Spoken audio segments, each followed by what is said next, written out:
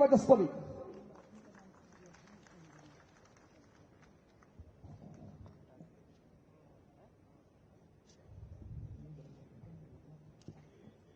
आज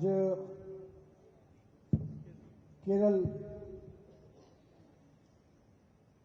के अपने सभी कार्यकर्ताओं के साथ उपस्थित होने के लिए अपने आप को सौभाग्यशाली मानता हूं। केरल तिले एंटे सह प्रवृत्त करे।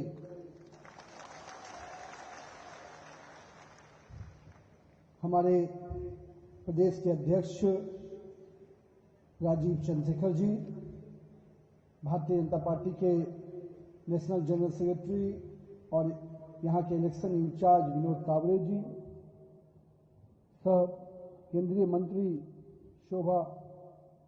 सुश्री शोभा जी, हमारे स्टेट के vice president doctor K S. Radhakrishnan ji, अपने यहां के वरिष्ठ नेता A.N. राधाकृष्णन जी, के सोमेन जी, हमारे बीच में उपस्थित आदरणीय प्रकाश जावड़ेकर जी और यहां पर उपस्थित पार्टी के सभी वरिष्ठ पदाधिकारीगण, सभी पार्टी के जिला अध्यक्षगण, हमारे केंद्रीय मंत्री जॉर्ज कुरियन साहब, वे मुरलीधरन जी और हम सब कोई जो यहां पर उपस्थित हुए हैं, हमारे चारों जिला के अध्यक्ष के साथ साथ उन सभी जिला के पदाधिकारी, मंडल के अध्यक्ष और हमारे सभी बूथ अध्यक्ष और ऐसे देश दुर्लभ कार्यकर्ता जिन पर हम सभी को गर्व है, केरल के उन कार्यकर्ताओं पर जो आज संघर्ष कर केरल में कमल खिलाने का प्रयास कर रहे हैं। मैं आप सभी को, अपने कार्यकर्ताओं को अभिनंदन करता हूं, सबको प्रणाम करता हूं, आप सबको इस कार्यक्रम में उपस्थित होने के लिए धन्यवाद करता हूं। मित्रों, केरल एक ऐसा प्रांत है जहां पर हम लगातार एक विपरीत परिस्थिति में काम कर रहे हैं और हम कह सकते हैं भगवान परशुराम की सिद्धि में उपस्थित वाली नगरी को हमारे आदि शंकराचार्य श्री नारायण गुरु जी के आध्यात्मिक प्रकाश के अवलोकन से केरल की इस भूमि को सर्वप्रथम मैं नमन करता हूं, आप सबका अभिवादन करता हूं। കേരളത്തില് താമര വിരിയിക്കാൻ അശ്രാന്തം പരിശ്രമിച്ചുകൊണ്ടിരിക്കുന്ന എല്ലാ കാര്യകർത്താക്കന്മാർക്കും സഹപ്രവർത്തകർക്കും സാദര നമസ്കാരം. കേരളം എന്നുള്ളത് വിപരീതമായ പരിതസ്ഥിതിയിൽ പ്രവർത്തിക്കുന്ന പ്രവർത്തകരുടെ നാടാണ്. പരശുരാമ ഭൂമിയായ ശങ്കരാചാര്യരുടെ നാടായ നാരായണ ഗുരുദേവന്റെ നാടായ കേരളത്തിന്റെ ഭൂമിയെ ഞാൻ നമസ്കരിക്കുന്നു. महात्मा अय्या काली एवं चटम्पी स्वामी कल जैसे पूज्य महापुरुषों को भी मैं प्रणाम करता हूं. മഹാത്മാ അയ്യൻകാളി, ചട്ടമ്പി സ്വാമികൾ എന്നിവരെയും ഞാൻ സാദരം നമസ്കരിക്കുന്നു. अपने नेता आदरणीय पंडित दीनदयाल उपाध्याय जी की वो शब्द कि एक राष्ट्र का जन्म तब होता है जब लोग एक लक्ष्य, एक आदर्श, एक उद्देश्य के साथ जीवन व्यतीत करते हैं और उस भूमि के प्रति, अपनी मातृत्व भूमि के प्रति अपने सपने को लेकर आगे बढ़ते हैं. आदर्श के बिना कोई जीवन दिशा में नहीं बढ़ सकता है, मातृभूमि के बिना कोई अस्तित्व नहीं होता और इन दोनों के बिना कोई राष्ट्र नहीं बन सकता है. तो ऐसे कल्पना के साथ हम आगे बढ़ रहे हैं.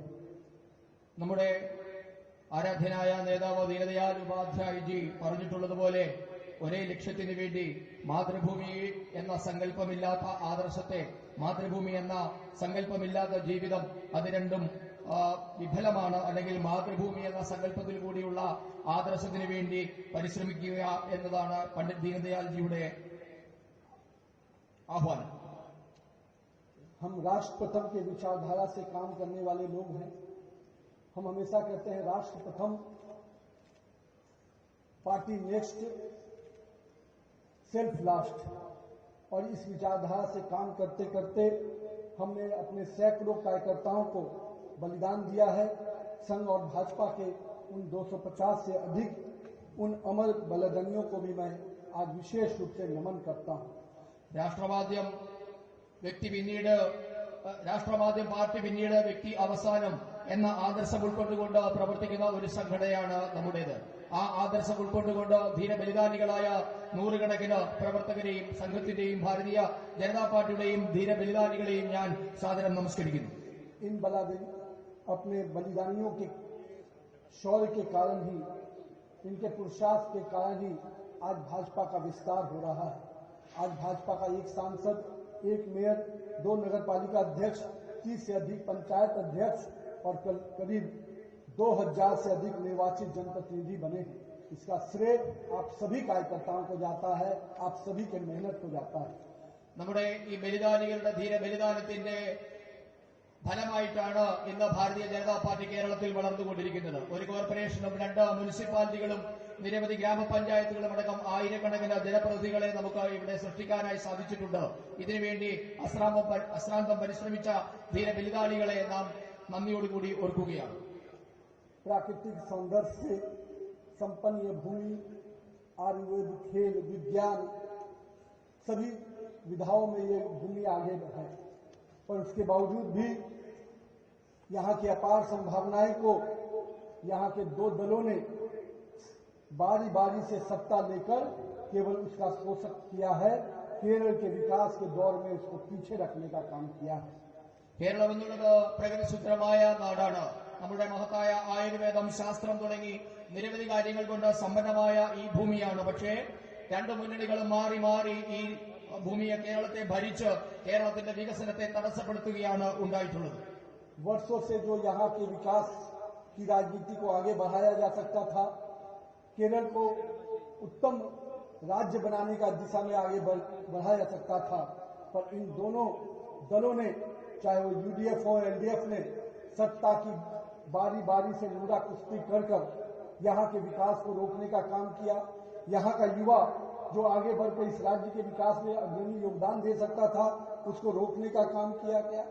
और मैं कह सकता हूं कि आज केरल उस मोड़ पे खड़ा है जहां पूरी तरह से बदलाव की आंधी को युवा नेतृत्व देने वाला है। വർഷങ്ങളായി കേരളത്തിന്റെ വികസനത്തെ തടസ്സപ്പെടുത്തുകയാണ് 2 മുന്നണികളും ചെയ്തിട്ടുള്ളത്. കേരളത്തിന് വികസിക്കാൻ എല്ലാ സാധ്യതകളും ഉണ്ടായിട്ടും ഇടതുമുന്നണിയും വലതുമുന്നണിയും മാറി മാറി ഭരിച്ച് കേരളത്തിന്റെ വികസനത്തെ തടസ്സപ്പെടുത്തുകയാണ് ചെയ്തിട്ടുള്ളത്. നമ്മുടെ കേരളത്തിലെ യുവാക്കൾ വിചാരിച്ചാൽ കേരളത്തിന്റെ വികസനം സാധ്യമാക്കാമായിരുന്നു. പക്ഷേ അവരുടെ പ്രയത്നത്തെ പോലും കേരളത്തിന്റെ വികസനത്തിന് ഉപയോഗിക്കാൻ 2 മുന്നണികൾക്കും സാധിച്ചിട്ടില്ല. हमने देखा है इन दोनों की मिली भगत के माध्यम से यहाँ अराजकतावादी सरकार रही, भ्रष्टाचार में डूबी हुई सरकार रही और तुष्टीकरण की राजनीति की पराकाष्ठा को हम लोगों ने देखा है। अगर हम सब इन लोगों की इस कारगुजारी को जनता के बीच में ले जाएंगे तो निश्चित रूप से जनता इस परिवर्तन के साथ खड़ी हो जाएगी। നാം കണ്ടു 2 മുന്നണികളും അഴിമതിയിൽ മുങ്ങിയ ഒരു ഭരണമാണ് കേരളത്തിൽ മാറി മാറി നടത്തിയിട്ടുള്ളത്. പ്രീണനമായിരുന്നു 2 മുന്നണികളുടെയും രാഷ്ട്രീയം. ഞാൻ പറയുന്നു, അഴിമതിയെയും പ്രീണനത്തെയും 2 മുന്നണികളുടെയും അഴിമതിയും പ്രീണനവും തുറന്നു കാണിച്ച ജനങ്ങളുടെ ഇടയിലേക്ക് ചെന്നാൽ തീർച്ചയായും ഭാരതീയ ജനതാ പാർട്ടി മുൻപോട്ടേക്ക് വെക്കുന്ന ആദർശത്തെ ജനങ്ങൾ 2 കൈയും നീട്ടി സ്വീകരിക്കും. हम लोगों ने देखा कि किस प्रकार से यूडीएफ और एलडीएफ सनातन विरोधी पूरी तरह से बनने की होड़ लगी है। एक तरफ यूडीएफ जमाते इस्लामी और मुस्लिम लीग जैसे पार्टियों से खुलेआम समझौता करती है, खुलेआम काम करती है, वहीं हमें रामायण पढ़ने से भी रोकने का काम करती है। मंदिरों के सामने फांसी लगा दिया जाता है। ये कहीं न कहीं कृतित्व कोई और नहीं, यहाँ की बैठी हुई सरकार करती है।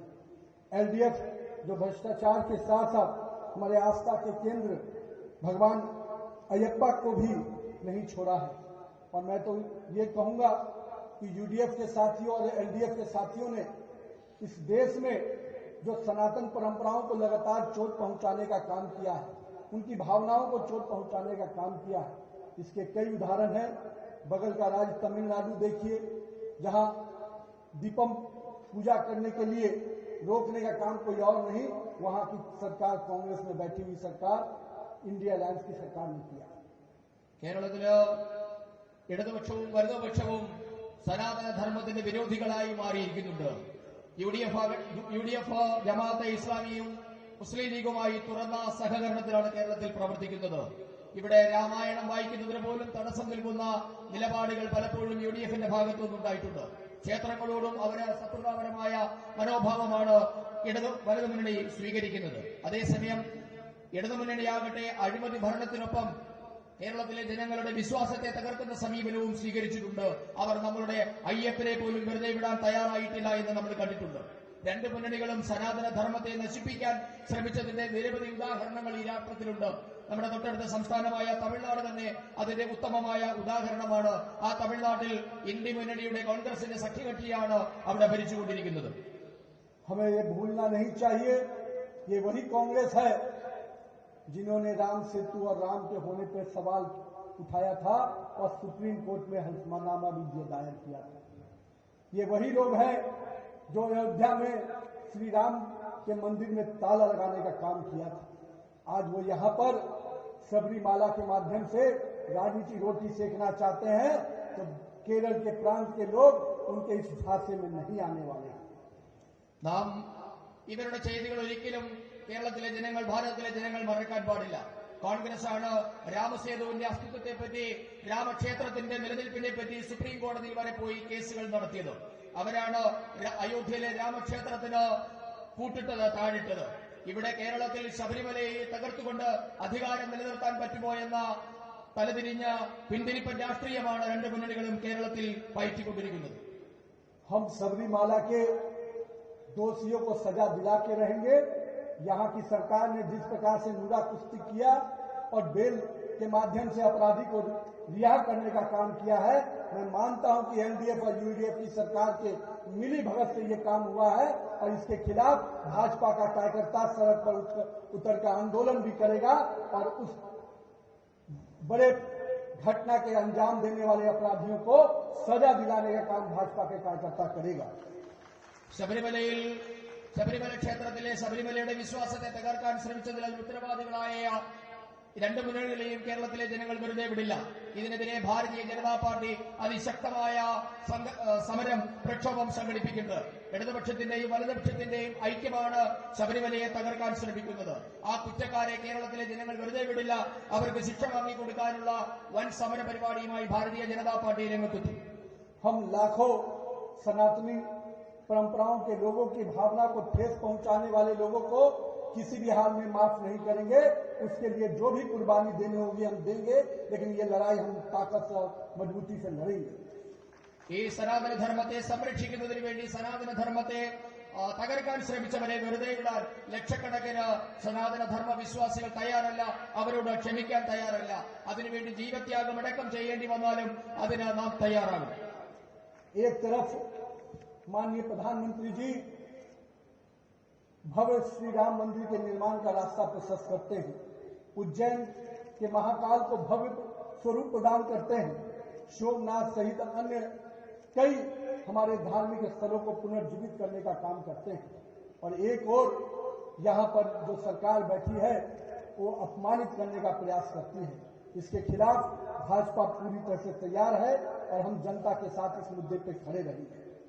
നമുക്കറിയാം, നമ്മുടെ രാഷ്ട്രത്തിൽ പ്രധാനമന്ത്രി എങ്ങനെയാണ് സനാതന ധർമ്മത്തോട് നിലപാട് സ്വീകരിച്ചിട്ടുള്ളത് എന്ന്. ഭവ്യമായ രാമമന്ദിര അയോധ്യയിൽ നിർമ്മിക്കുന്നതിനാവശ്യമായ മേൽനോട്ട നടപടികളും നിർമ്മിക്കുന്നതിനാവശ്യമായ നടപടികളും സ്വീകരിച്ചത് നമ്മുടെ പ്രധാനമന്ത്രിയാണ്.